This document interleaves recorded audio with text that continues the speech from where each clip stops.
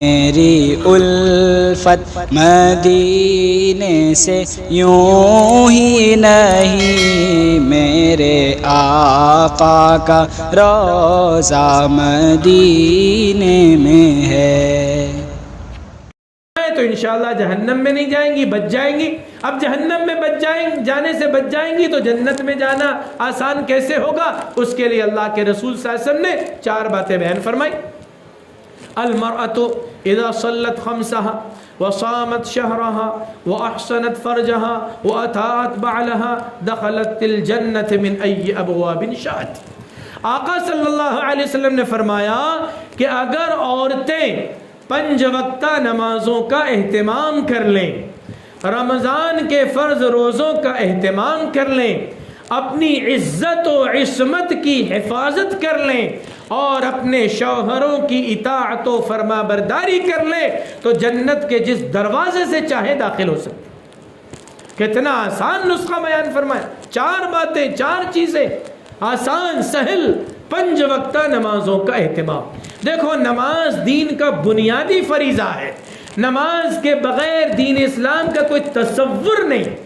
نماز جو مسلمان مرد اور مسلمان عورت نہیں پڑھتے ہیں وہ اپنے آپ کو مسلمان کہلانے کے مستحق نہیں ہے۔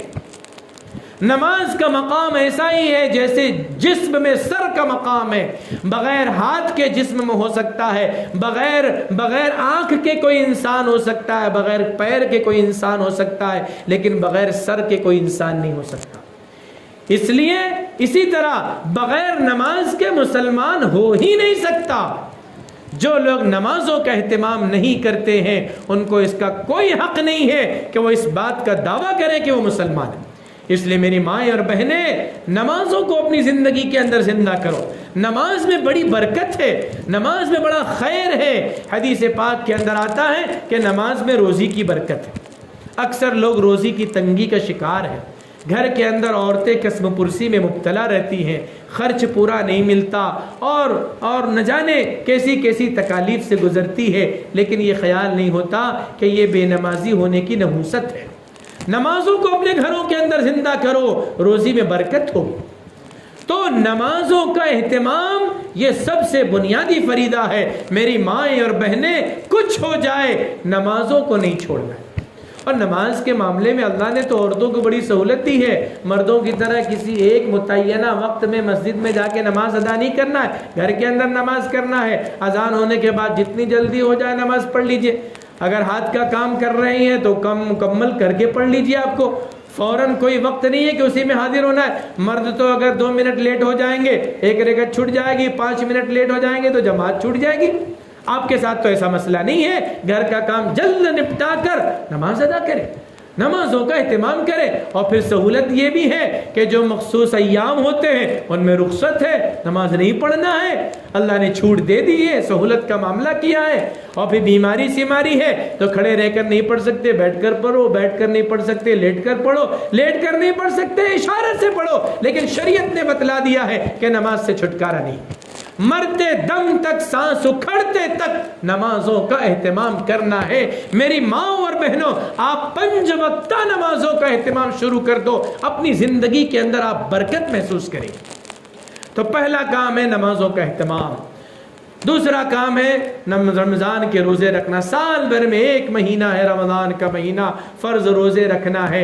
جو عورت ان روزوں کا اہتمام کر لے یہ دوسرا کام ہو گیا۔ تیسرا کام فرمایا اپنی عزت اور عصمت کی حفاظت کرنا، اپنی شرمگاہوں کی حفاظت کرنا، کسی کی طرف غلط نگاہ اٹھا کر نہ دیکھنا، غیر محرموں سے بات نہ کرنا، غیر محرموں سے تعلق اور روابط اختیار نہ کرنا، اور کوئی اوچھی حرکت نہ کرنا، کوئی غیر اخلاقی حرکت نہ کرنا۔ آپ کا وجود آپ کے شوہروں کی امانت ہے، آپ کا وجود آپ کے شوہروں کی امانت ہے۔ آپ سب کچھ اپنے شوہر کے لیے ہیں، آپ کا بناؤ سنگھار، آپ کا حسن جمال، آپ کی خوبصورتی سب اپنے شوہروں کے لیے ہے، اس کے علاوہ کسی اور کے لیے نہیں ہے۔ اس میں خیانت نہ کریں، اس میں خیانت نہ کریں، اپنی عزت اور عصمت کی حفاظت کریں، شیطان کو کھلواڑ کا موقع نہ دیں۔ کوئی ایسا نہ موقع نہ ہو کہ کوئی غیر مرد آپ پر نظر اٹھا کر دیکھے. یہ ہو نہیں سکتا. یہ عورت ایک مسلمان عورت کی شایہ نشان نہیں ہے. اس لیے وہ طرز زندگی اختیار کرے جس میں حجاب ہو, جس میں پردہ ہو. اور حجاب اور پردہ صرف برقعے کا نام نہیں ہے, صرف کالا لباس پہن لینے کا نام نہیں ہے. حجاب اور پردہ یہ ہے کہ غیر محرموں کی نظروں میں آپ نہ آئے, غیر محرموں کی نظروں میں نہ آئے, اور کوئی آپ پر نظر اٹھا کر نہ دیکھ سکے, کوئی آپ کی عزت اور عصمت کے ساتھ کھلواڑ کرنے کا سوچ بھی نہ سکے. ایسا پردہ ہو, یہ حقیقی پردہ ہے. تو اپنی عزت اور عصمت کی حفاظت کریں. اور چوتھی بات ہے اپنے شوہروں کی اطاعت اور فرما برداری کریں. جو شادی شدہ خواتین ہیں وہ اپنے شوہروں کی اطاعت و فرما برداری کریں. خدا اور اس کے رسول کے بعد سب سے زیادہ جس کی فرما برداری کرنا ہے وہ شوہر ہے. شوہر اگر بددین بھی ہو, شوہر اگر بدمزاج بھی ہو, تو بھی جائز کاموں میں اس کی اطاعت و فرما برداری کرنا ہے. البتہ ناجائز کاموں میں, حرام کاموں میں, غیر شرعی باتوں میں شوہر کی اطاعت بھی نہیں کی جائے گی. اس لیے کہ لا طاعت لمخلوق فی معصیت الخالق. اللہ کی معصیت اور نافرمانی کے کاموں میں کسی مخلوق کی اطاعت نہیں کی جائے. شوہر اگر کہے گا کہ تم نماز مت پڑھو, یہ ہو نہیں سکتا. شوہر اگر یہ کہے کہ تم پردہ اور حجاب مت کرو, اطاعت نہیں کی جائے گی. شوہر اگر جو ہے وہ شریعت کے احکامات سے اگر روکے, اطاعت نہیں کی جائے گی. گناہ کے کاموں پر آمادہ کرے, اطاعت نہیں کی جائے گی. لیکن دیگر تمام مباح اور جائز کاموں کے اندر شوہر کو کی اطاعت و فرما برداری واجب ہے. اور اگر شوہر بددین ہے, اگر شوہر بد اخلاق ہے, تو پھر اس کی اصلاح کرنا اور اصلاح کی کوششیں کرنا یہ بھی عورت کی ذمہ داری ہے. اس لیے کہ اگر وہ بددین ہے, بے دین ہے, بد اخلاق ہے, تو آپ خود اس کے ظلم کا نشانہ بنیں گی. اس کا ظلم ستم, اس کا قہر آپ پر ٹوٹے گا. تو اپنے شوہروں کی اصلاح کرنے کی بھی فکر عورت کی ذمہ داری ہے. یہ 4 کام اگر عورتیں کر لیتی ہیں تو فرمایا دخلت الجنت من ای ابواب شاءت, جنت کے جس دروازے سے عورت چاہے داخل ہو سکتی ہے. یہ جنت میں جانے کا آپ کو گر بتلا دیا گیا, جہنم سے حفاظت کا گر آپ کو بتلا دیا گیا. اگر آپ نے ان باتوں پر عمل کر لیا تو انشاءاللہ جنت آپ کا مقدر ہوگا انشاءاللہ. اس لیے نیت کیجئے اور ارادہ کیجئے. اور دوسری بات یہ ہے کہ عورتوں کی ایک بڑی ذمہ داری اپنی اولاد کی تربیت ہے. اپنی اولاد کی تربیت ہے. اولاد کی پہلی درسگاہ اور تعلیم گاہ ماں کی گود ہے. ماں کی گود میں بچے کی جس طرح پرورش ہوتی ہے, تربیت ہوتی ہے, پوری زندگی اس کے اثرات مرتب ہوتے ہیں. ابھی مفتی معروف صاحب نے ایک واقعہ بیان کیا کہ کس طرح ایک خاتون باوضو رہ کر اپنے بچے کو دودھ پلایا کرتی تھی, تو اس کی تربیت کا نتیجہ یہ نکلا کہ اس کی گود میں پرورش پانے والا وہ بچہ اپنے وقت کا ولی کامل بنا.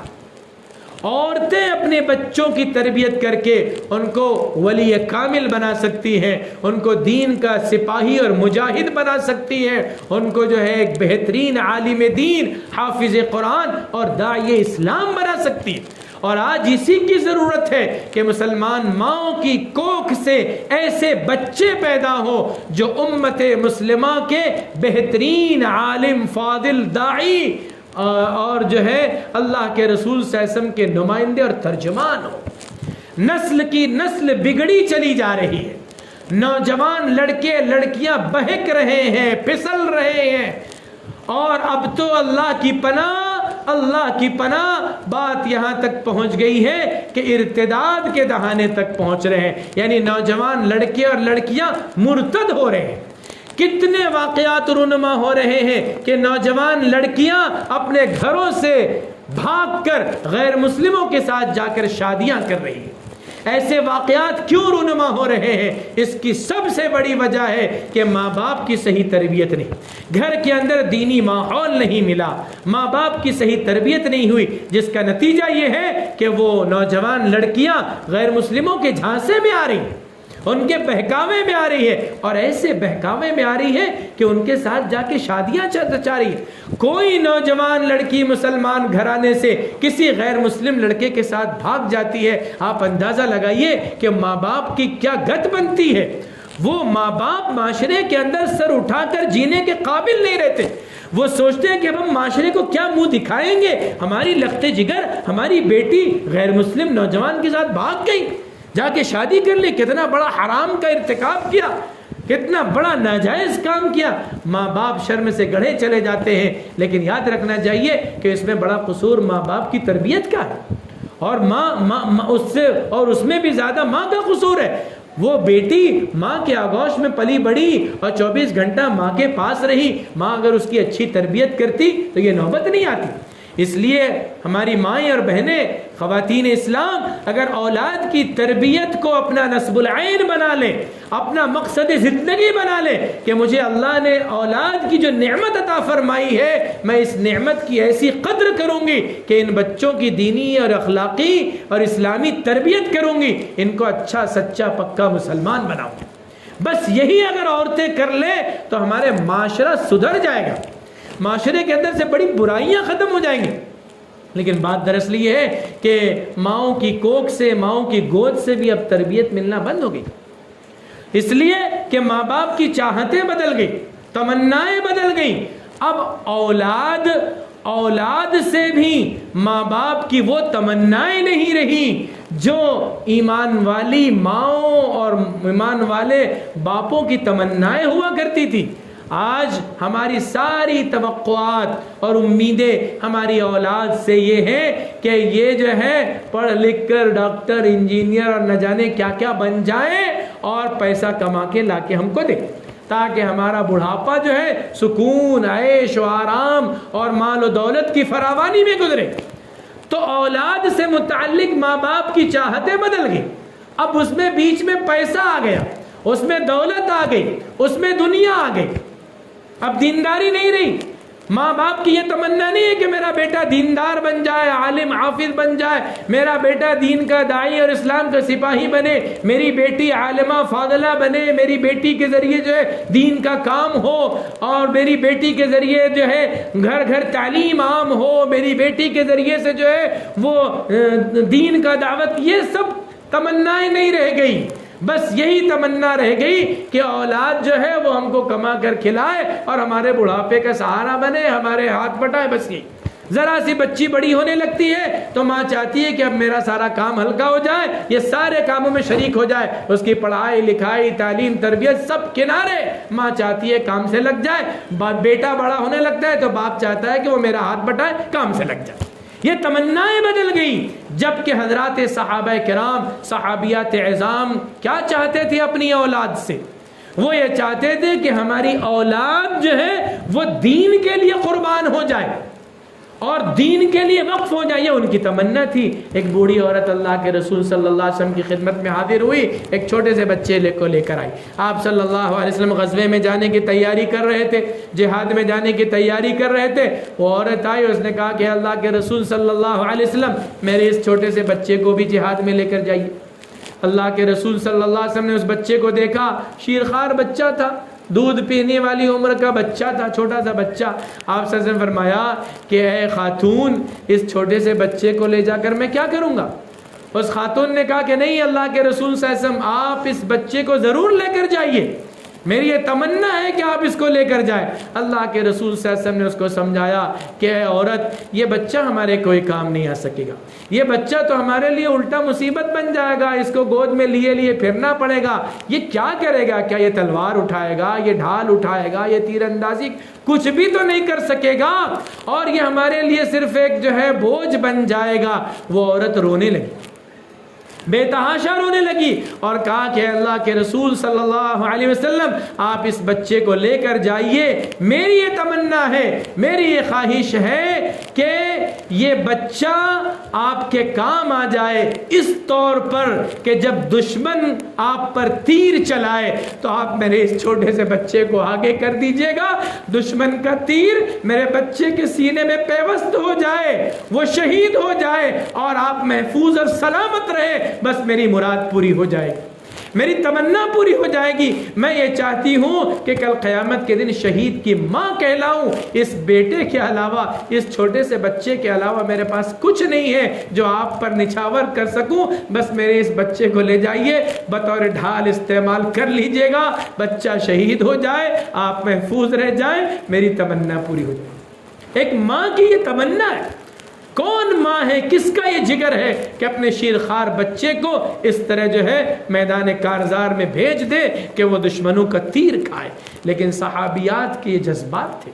آج وہ جذبات نہیں ہے مسلمانوں. وہ جذبات کیا، اس کا 10واں اور 100واں حصہ بھی نہیں ہے. اگر اس کا 10واں اور 100واں حصہ بھی پیدا ہو جائے تو مائیں اپنی اولاد کو دین کے لیے وقف کرنا شروع کر دیں گے. اولاد کی صحیح تربیت ہوگی. حضرت عبداللہ ابن زبیر رضی اللہ عنہ صحابی رسول ہیں. آخری عمر میں ان کی والدہ بہت بوڑھی ہو چکی تھی. حضرت عبداللہ ابن زبیر رضی اللہ عنہ جہاد کے لیے، غزوے میں شرکت کے لیے نکلنے لگے تو اپنی والدہ سے ملاقات کے لیے آئے. والدہ بہت بوڑھی تھی. اب ظاہر ہے غزوے میں جانے کا مطلب یہ ہے کہ شہادت بھی مقدر ہو سکتی ہے اور پھر گھر کبھی واپس نہ آئے.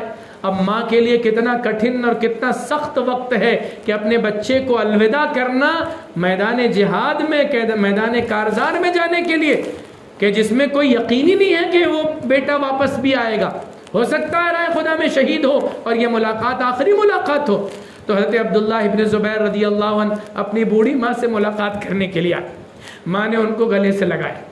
جب گلے سے لگایا تو دیکھا کہ حضرت عبداللہ ابن زبیر نے اپنے کپڑوں کے اندر زرہ پہن رکھی تھی.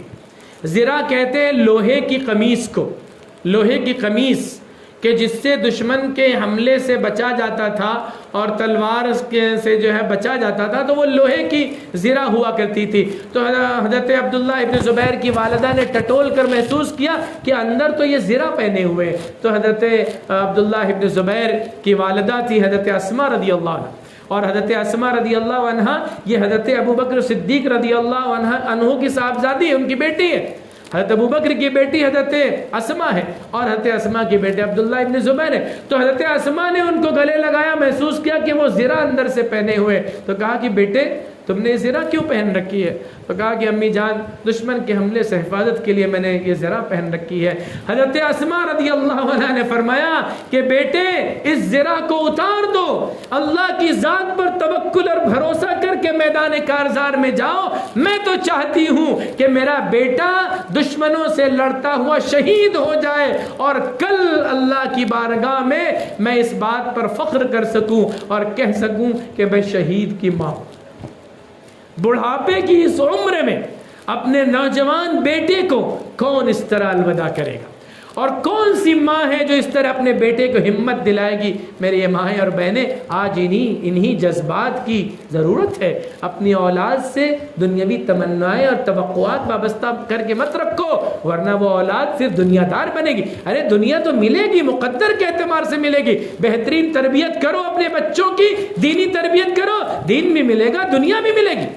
اور دینی تربیت نہ کر کے آپ دنیا کی توقع کریں گے، فضول بات ہے. کتنے اعلیٰ تعلیم یافتہ پڑھے لکھے نوجوان ہیں کہ پڑھ لکھ کر آئے تو اپنے ماں باپ کو اپنے گھروں سے نکال دیا، اپنے ماں باپ کو پوچھتے تک نہیں. کیوں؟ تربیت نہیں ہوئی تھی نا. اگر بچپن میں دینی تربیت کرتے ماں باپ تو ان کے دلوں کے اندر احساس رہتا کہ ماں باپ کا کیا مرتبہ ہے، ان کی کیسی قدر کرنی چاہیے. ماں باپ نے دینی تربیت نہیں کی، صرف پڑھایا، عصری تعلیم دلائے، خوب پڑھایا، میرا بیٹا بڑا ڈاکٹر بن جائے، بڑا انجینئر بن جائے، لاکھوں کی اس کی تنخواہیں ہوں، کمائی ہو. ٹھیک ہے لاکھوں کمانے لگا، لیکن لاکھوں کمانے کے بعد اس کے دل کے اندر اب ماں باپ کی محبت نہیں ہے، ماں باپ کی قدر اور عظمت نہیں ہے. کیا فائدہ اس اولاد کا جو بڑھاپے کے اندر ماں باپ کو گھر سے نکال دے اور پھر ماں باپ خون کے آنسو روتے کہ ہماری اولاد ہمیں نہیں پوچھ. کتنے ماں باپ ہیں جنہوں نے آ کر جو ہے وہ شکایتیں کی، بلکہ رونے لگے کہ مولانا صاحب ہماری اولاد اتنا کماتی ہے لیکن ہمیں پوچھتے نہیں، ہم بیمار سمار رہتے ہیں، ہماری دوا علاج نہیں کرتے.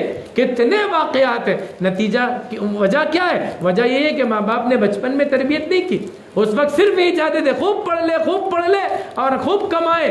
تو ٹھیک ہے کما رہا ہے لیکن آپ کی خدمت نہیں کر رہا ہے. اس لیے میری ماں اور بہنیں جو باتیں آپ کو بتلائی گئی ہیں اس پر عمل کرنے کی کوشش کریں. اور دیکھیے شیطان بہکاتا ہے, شیطان جو ہے وہ ہم کو راہ راست سے پھسلنے کی کوشش کرتا ہے, اور باطل طاقتیں بھی جو ہے پوری منظم کوشش کر رہی ہیں. مسلم معاشرے پر خواتین پر محنت ہو رہی ہے, غیروں کی محنت ہو رہی ہے. اس کا ایک نمونہ میں نے بتلایا کہ کیسے ہماری نوجوان لڑکیوں کو جھانسا دے کر بھگا کے لے جانے کی منظم کوششیں ہو رہی ہیں. اپنی نوجوان بچیوں پر نظر رکھیے, ان کی بہترین تربیت کیجئے تاکہ کبھی اس طرح کے کسی جال میں وہ نہ پھنسے اور آپ کو رسوا نہ ہونا پڑے.